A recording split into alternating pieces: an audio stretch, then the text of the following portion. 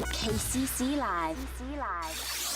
Yeah, we are. This is the station with Ashford. My name's Dan. This is your Big Loud Drive. Loads on the way. Right here, we've got your KCC Live track of the day in a little bit, but right now, it's the time we've all been waiting for all day, let's be honest. I know I have.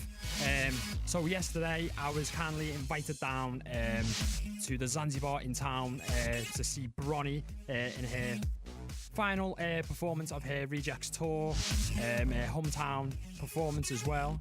What a way to end the tour as well. It's been an amazing tour. We talk a little bit about that in the interview, about what happened in London. She fell off the stage. Long story. She explains how in the interview in a little bit, but me and Bronnie could talk for England, so we've had to split the interview into two parts.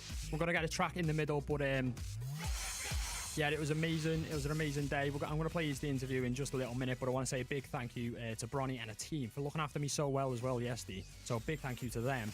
But yeah, so basically I got to the Zanzibar, met everyone, said hello, and then we went to do the interview. And if you've ever been to the Zanzibar, it's a nice venue. It's a brilliant venue, but it was that packed because there was 3 support bands performing.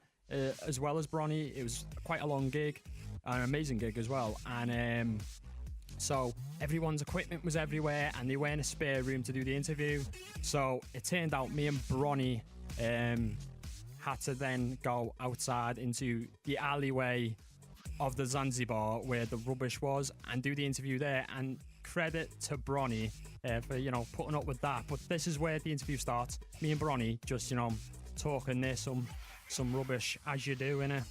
The Zanzibar. It's like the alleyway behind. The alleyway, yeah. Yeah, so lovely. Stood by the trash because I am trash. And I'm joined by the one and only Bronnie. It's the last day of your tour. How are you feeling? I know, I'm gutted. It's been really, really fun. We played Glasgow, Birmingham, Manchester. I think the highlight is always just, it sounds so cliche, but just playing on stage to the fans and having them shout the lyrics back at you. I'm literally on the way here, I've saw about 10 of your fans. I've just bumped into them and was like, awesome. Everyone's wearing Bronnie jumpers. I'm just like, they're so awesome. It's great. I've had tweets from people since 6 a.m. saying, I'm waiting outside. I'm like, I wasn't even up then. But yeah, it was crazy. No, I weren't even up then. You have such a special relationship with your fans. Where do you reckon that comes from? So I'm just truthful. They'll ask me questions. I'll be like, yeah, whatever. It's like we're all best mates. Do you know what I mean? Because you played a few shows in America over the summer, was it? What was that like compared to playing in the UK? It's crazy. I think it's easier to get American fans just because they're obsessed with the accent. Like, oh my God, you're British. But did that throw them when you actually spoke to them? Oh my God. I know. They're like, what?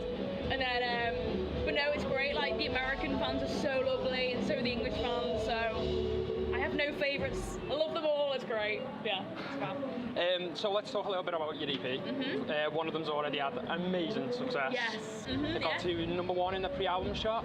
Yes, it was crazy. Like, everyone in the UK, my EP was the biggest selling thing in the EP for 2 days. So it's crazy.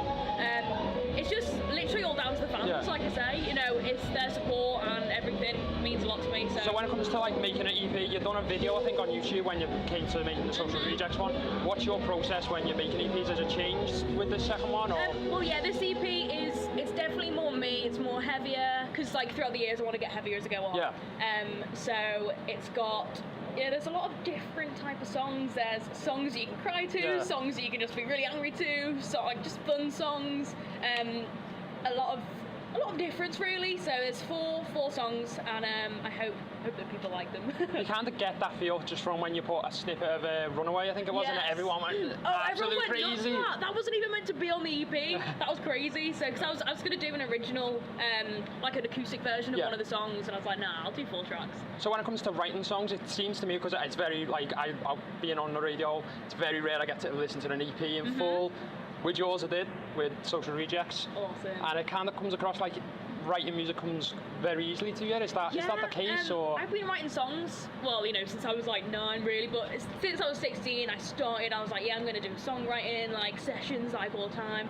And I write these songs in my bedroom by myself, so it comes so easy. I've done writing sessions with other people, and I don't know, the songs that they're kind of fake. It's I feel like it's not me. Whereas the songs that I write, I feel like it's always the best outcome with me. I mean, I love songwriting with other people. Don't get me wrong, some songs I write with others are great, and I probably will end up releasing them. But I think Yeah, it's weird. I think some people, like, I've been looked down on for writing my own songs. There's people like, oh no, I hire out like massive sessions and like expensive studios with big songwriters. I'm like, well, yeah, that's cool, I but just you use know, guitar and a room. I mean, if that works for them, that's great. Yeah. But if that, you know, for me, it's just in my room. Do you reckon we're going to get any collaborations on the next EP? Yeah, hopefully. I'm always up for collabs, definitely. Because all you're always doing is touring. Like, do you ever like I know. take 5 minutes? No. Like every Instagram, I'm touring with this band. I And I'm know. like, what? It's crazy. I've got to keep busy. But no, hopefully, I'd love to like collab with bands on songs because I've been speaking to a couple of my bands who are like in America and stuff. They're like, you got to be on one of our EPs and you got to like write with us. So I'll be over there in the summer writing with some bands. So Because you've done your first headline gig as well over there. What was that like? Yeah, that was my first. Yeah, that was great. That was in Philly. Can't believe fans actually turned up. It was crazy. But no, it was great. Yeah. Philly fans are great. Shout out to Philly. Philly. Hell yeah. Also, you supported Little Mix. How did that come about? Because that was kind of out of the blue. That was crazy. So I got a call, I think it was literally this time last year. Their promoters were like, oh, we really like you. A lot of your fans, because obviously you're from Merseyside, a load of your fans are like, oh my god, Little Mix are playing in Tranmere Rovers. That's like near where Bronnie is. Yeah. So they got bombarded with loads of messages like, oh, you should get Bronnie to support. So thank you to the fans. So they saw it, got in contact with me and were like, would you like to support Little Mix? And I was like, hell yes, Was I that would. the point where you look back now going, that's where it kind of shot off a little bit? Yeah, Because you seem to just shoot I know. right for the stars after it's that. Weird because I started touring, it was October 2016, and then it was like 4 or 5 months later when I got announced. And literally since then, it's just been took crazy. off. Yeah, it's been great. What was your thoughts going through that day? Because it's not like a normal performance, you know, supporting Little Mix. It was the most chill day I've ever. I thought I was gonna be crying. I had a massive long chat with Jade. She's so lovely. So what's next for you this year? Has you got anything planned? This year, so I will be hopefully releasing more music, doing more headline tours, supporting more bands, gigging in America. I have my headline. I've got like another EP release gig in Birmingham, so that's 25th, because I released the EP on the 27th. So there's a lot of things I can't say, which sucks. I really want to announce yet, but big things in 2018. So as the new EP, you've been making releases in March. What was that like, making that process? It was really straightforward. It was so easy because I work with Pete Gebby, so he's my guitarist. Yeah. And he has produced my first ever single, which was Modern Day Christmas. He made Scared Much, I think that was my third single. Yeah. So we've just been working on loads of demos, and I was like, do you know what? I love working with you, like your music, because we have the same music taste. Yeah. And he's just really easy to work with. So he produced my second EP. It was really chilled, quick. Loved it, so we're going to be working on the third EP very soon. Very cool. Who did you listen to growing up to inspire you now? My favourite bands are Blink-182, Old Time Low, Good Charlotte, Bowling for Soup. Bowling for Soup? Yes, yeah. Love them. Favourite Bowling for Soup track? Oh, favourite Bowling for Soup track? I love Here's Your Frickin' Song. Here's Your Frickin' Song. And, I mean, obviously all their like hits are great, but I'm trying to think of like the B-list songs. Also, is it Friendly Goodbye? That one. Yeah. That's gonna be stuck in my head. Like I'll just be making a cup of tea and that'll just pop in my head. I'll be like, oh, I damn it. love that band so much. What's your favourite song from theirs? I'm gonna be so like originals. 1975. Nice. 1985. Yeah. 1990. Yes. Yeah, that's just towns. So we kind of have to mention something that happened in London on your tour date. Oh. You fell off the stage. How did that happen? I fell off the stage, clean right off the stage. So, on the stage, they normally have, yellow tape or white tape so you know that you won't fall off. Yeah. And then the monitors, they weren't on the stage because they normally are. They were on their own little pillars with gaps in between. So I went to put my foot on the monitor and I went, yeah! Completely just plummeted down to the ground. I'm guessing you recovered well to finish the gig. Do you know what? I recovered pretty well. I was literally straight up like, yeah. That was meant to happen, y'all. Yeah, that was part of the performance. And then I was like, do you know what? Maybe they didn't see it, and then I don't know why. At the end of the song, I just went, I've just fallen over, and I was like, why did I just say that? But life always goes on. happens at the worst times. I know. Third song as well, straight on.